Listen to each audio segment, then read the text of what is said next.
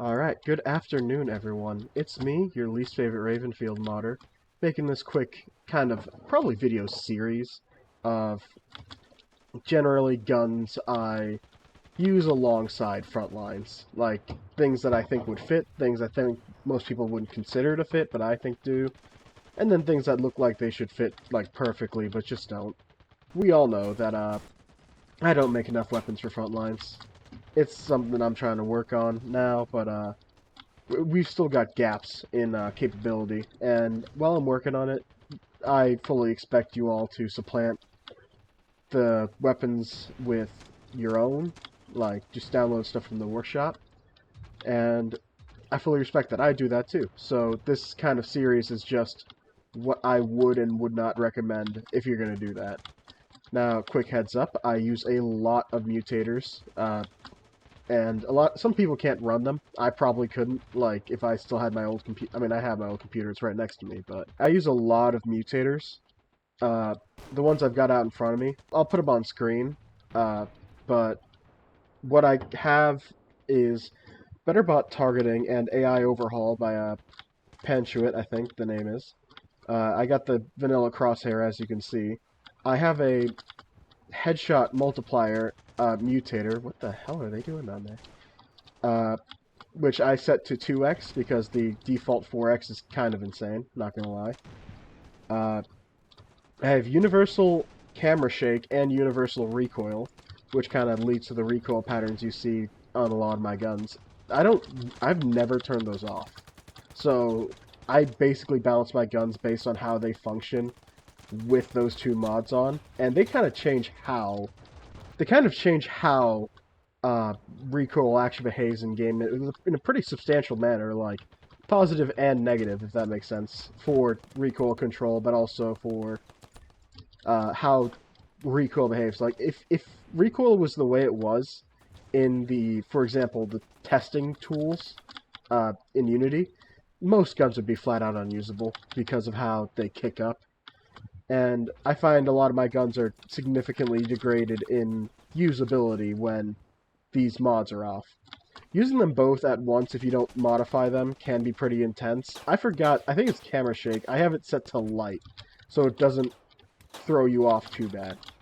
But it is also really funny turning it on high and then using something like the LMG 0819 with its crazy camera shake. I have Vehicle Burn Killer, which is just a quality of life mod that stops bots from jumping out of their burning tank with anti-tank weapons ready and immediately blowing up your tank even though you won that engagement. That is a very good feature of Ravenfield, and I have no idea how Steel Raven thought that was a good idea at all. Like, not even knocking them down. Just, well, they're out of their tank now, and now they're going to kill you. I have Sprint Melee, which, again, kind of a quality of life thing. If I'm going to use a melee weapon, I want you to die. I don't want you to just walk backwards at a consistent pace and... the hell? And be able to dodge my melee attack. Speaking of melee, though, I also have the Deflect projectiles mutator on. I don't fully recommend that, honestly. I do it because it's really funny. But it is also quite unbalanced because it makes melee users very scary, honestly. If it wasn't for the fact that they're using melee, it would, like, be game ruining, honestly. But it's really funny. If you want a, like, casual experience, I would highly recommend it. If you don't use it, obviously. But the final thing I use is Stormtrooper Maker, because bots have a habit of sniping the hell out of me. I actually have that one off, I'm pretty sure. And as a final aside, I am playing exclusively with Frontlines guns and vanilla guns in the background. Like, all those bots, they're only using Frontlines or vanilla guns. So, if you're wondering, this is like as pure to the Frontlines experience as you can get. And the only reason I'm using vanilla weapons is because today I'm actually going to be reviewing the vanilla guns. There's a total of 3 I would consider applicable for Frontlines, maybe 4. We'll get to that 4th one if I feel like it, but for now, let's get on to the first gun. And the first gun is obviously going to be the Greaser. The Greaser is an M3 grease gun, so it's fitting in era, which is better than a lot of the other guns. Well, a lot of the Ravenfield guns, to my knowledge, are World War II, or at least that kind of aesthetic. The Greaser is by far, I think, the oldest. It takes it the furthest with this aesthetic. The only exception being the Garrett, but the Garrett is a special case. Actually, we're going to talk about the Garrett, so make that 5 guns that we're going to talk about. Maybe 4. But the Greaser is a very basic submachine gun. I would personally recommend it if it wasn't for the fact that there's a Frontlines gun that is the Greaser. And the only reason there's a Frontlines gun that is the Greaser is because a lot of Frontlines assets were harvested from Vanilla Plus. And my issues with the Greaser in-game are it is just god-awful compared to almost all of the other Vanilla guns. Which is why I wouldn't recommend, well, among other reasons, I wouldn't recommend whipping out a Patriot if you're going to be using Frontlines guns. They're not really balanced for that, and while I'm sure a few submachine guns would win out against things like that, they're not made for that. Vanilla Ravenfield is just a whole different beast, especially with things like velocities and rounds. That's where this Greaser comes back into play, because the Greaser, for unknowable reasons, actually fires the same or the same projectile, rather, as the RK-44. And for that reason, honestly, it has a pretty decent velocity. I think it's something like 300 meters per second. A lot of vanilla guns have exaggeratedly low velocities, and the RK-44 is one of them. The thing is, if you remove all of the velocity of a 7.62x39 round, you know, it works pretty okay as a stand-in for like 45 ACP. Recoil is kind of what I would expect of one of my own guns. In fact, if I did a recoil test a little bit ago, and the recoil of the Greaser is ever so slightly worse than the 44 compartment. The thing was, I forgot how the Greaser performed because I never use it. Because I first off made it 44 compartment, but before then I forgot it was a gun because of how awful it is in base game Ravenfield. But Frontlines has a significantly higher time to kill, or maybe not significantly, but generally higher time to kill than vanilla Ravenfield. And the 44 compartment and the Greaser, they kind of are in line with one another. Recoil is still rather tame. It's bad compared to something like the RK-44, but this isn't the RK-44, nor are you going to be regularly fighting it. So, my main issues with it are recoil could just be slightly lower. Again, I made the solution to that. And the reserve ammo capacity, like a lot of vanilla guns, it leaves a bit to be desired. Like, 150 rounds is, what is that, only 5 spare mags? Not really a lot, and that especially factors in, let's see. Yeah, vanilla guns, you usually only get half of a magazine per ammunition resupply tick, which takes you out of combat for an extended period of time whenever you run out of ammo. I don't like that. That's why almost every Frontlines gun you see has a lot of reserve ammo. Even my sniper rifles, which were specifically designed to keep that ammo count low as a balancing measure, that's... Sorry, I was just absolutely missing every shot there. Even they have a significantly higher ammo count than the base game vanilla snipers. Like, double almost, I think, if not more. That being said, if you aren't going to download the 44 compartment for some unknowable reason, maybe you just want to save on storage, I would recommend the Greaser as a good stand-in. It's ever so slightly worse, but it's still pretty comparable. You're not really missing out on much except for a different firing sound and a different reload. Overall, Greaser, strong candidate. Oh, and I'm pretty sure it reloads faster than the compartment, so if you need a alternative reason to have it, you can consider it a side grade. So, Greaser, I would say B tier for Frontlines. Alright, and next up on our list is going to not be the 44 compartment, even though it's a lovely gun that I love. The 357 Condor is... Honestly, I was expecting it to be more bullshit than it was. Probably because I remember hearing in the past that it actually uses the same projectiles as the sniper rifle. That doesn't seem to be the case, considering the sniper rifle does something like 102 damage point blank, And this will regularly not one-shot someone. So, in fact, if I just go run over here... Come here, one of you. Yeah, okay. It only does 70 damage. Thank you for your service. Get back out there. And that's not... That's a very high amount of damage, don't get me wrong. I think the Gyoku side does about 80 point blank, and then it drops off pretty quickly. 70 is a decent amount, though. I would say, though, the pretty awful recoil, the fact that I can just never hit shots with it, I don't know why.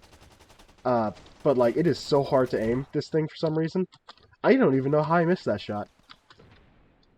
But the crosshair probably gives a bit of a hint, because as you can see, it's not perfectly accurate. It feels like it would be, but it's not.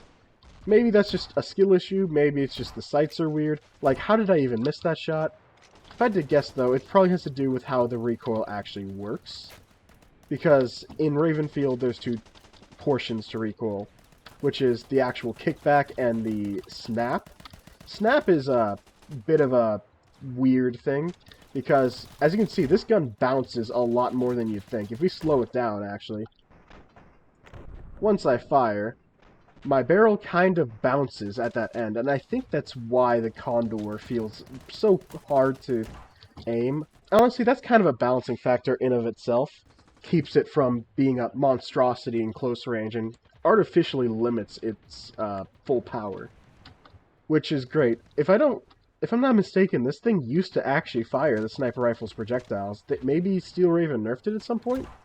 But it seems to have significantly lower velocity now, which I'm thankful for, because I really do not want this thing being a pocket sniper rifle, even though I just sniped that guy. Wow. Okay, maybe I was a bit wrong. Overall, though, it's just a very well-balanced pistol, and before this, I never actually had this in the Frontlines config, because I was so under the impression that it does 102 damage and just kind of immediately kills you.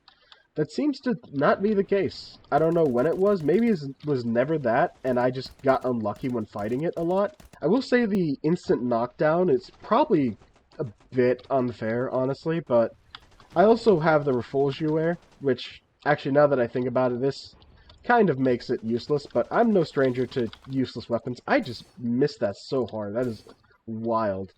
Honestly, the Refulgure is kind of its own beast. People have told me a lot it sucks, and to be frank, yeah, it kind of... Excuse me. I thought the guy was dead. But overall, besides the potential balance concerns, which, I mean, things like the Gyokusai already exist, and they have a similar issue. Things like the shotguns in the secondary slot exist. I don't think... The only thing I'd probably improve on this is that one-shot knockdown potential, because that is just a bit unfair to fight. I'm ranking these not just on how they feel, but also how they feel to fight, because that's important. While the gun may feel nice in your hands, if it ruins the gameplay for yourself when bots keep memeing on you with it, maybe don't add that to the Frontlines config. But yeah, that being said, the 357 Condor is just a very nice pistol, honestly. This used to be my favorite secondary, even including modded ones, and I'm not sure when that stopped being the case, but it really should be the case again. So, overall, I'm actually going to put this in A tier. I'd say this is an A tier secondary, or at least A tier weapon for Frontlines, especially because unless you're using the testing pack, there are no other secondaries. I should probably not be wasting my time with this, and instead go fix that, but I'm too deep in it now, so...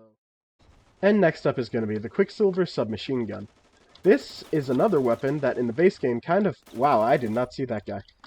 This is another weapon in the base game that's kind of awful, especially because the Patriot TAC exists. Like, its fire rate leaves a bit to be desired. Its damage leaves a bit to be desired, too.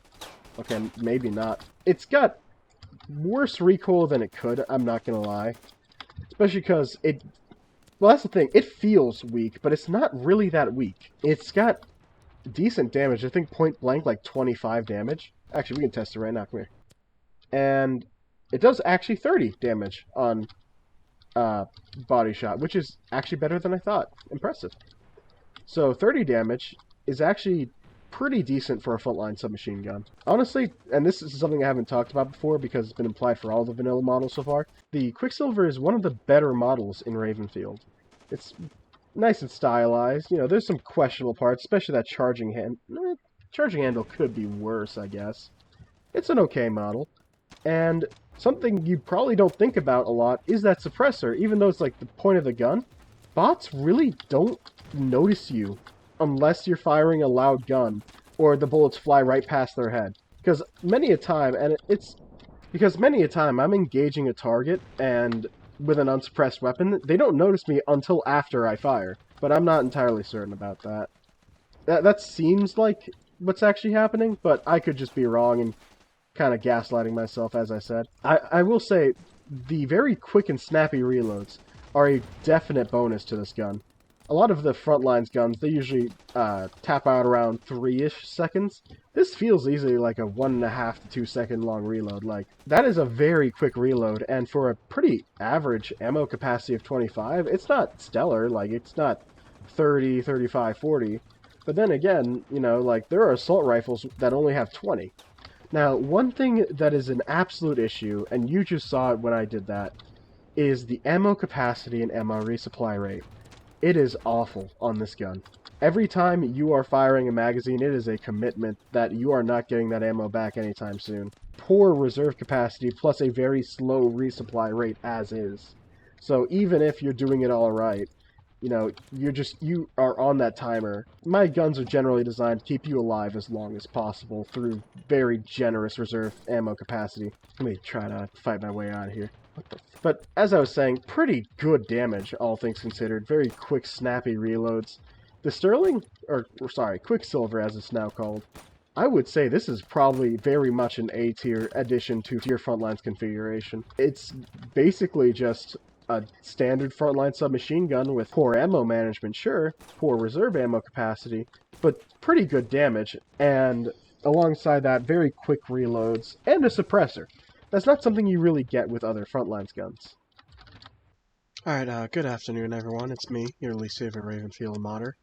Just kind of a little heads up because, I know in the videos I post, or the earlier sections of the video, I definitely said 4 or 5 guns. And to ruin the surprise, it was going to be the RK-44 and the M1 Garrett were the missing guns. But two things occurred. First off, it took much longer to edit this than I initially anticipated. I've actually been editing this since like 8, maybe 7, or perhaps even 6 p.m. I'm not entirely certain. But not only that, the RK-44 and M1 Garrett sections that was actually kind of pretty sick triple headshot. They were just me rambling on about how these weapons are bullshit. These weapons just do not fit. And one of them, it's obvious why, because it's the RK-44, it's an AK. And I literally, in the creaser section, said they share a damage model, while the RK just has lower recoil and a faster fire rate. It's obvious why the RK is not exactly a fair gun.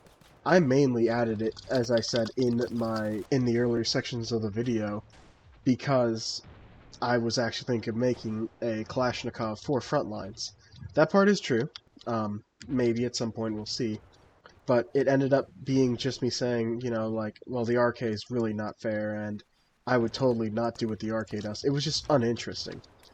There was no commentary provided besides, you know, the obvious, well, this is just unbalanced, this is unfair. This destroys all the submachine guns in close range. Like, as if that was not going to be the expected outcome. I knew that was going to happen.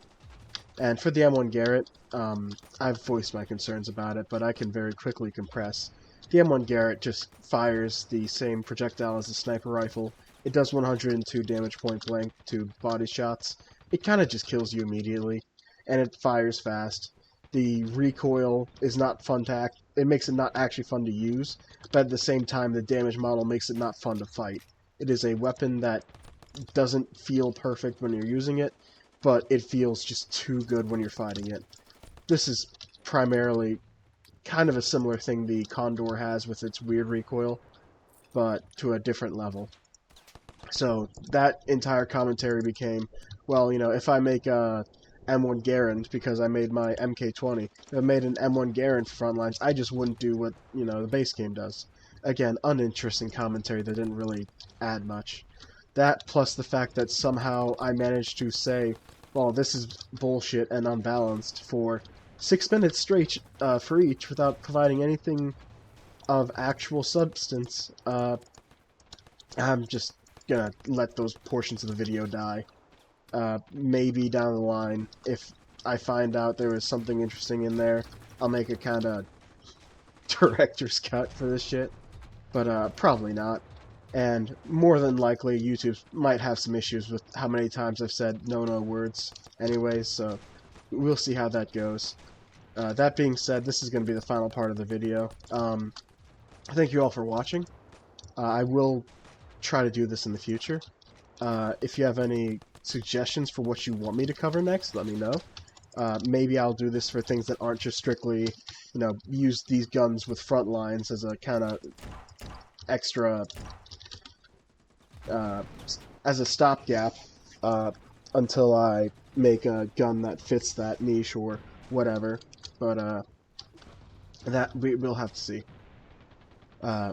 Again, thank you all for watching. I'm gonna edit this down and then go to sleep. Have a good day.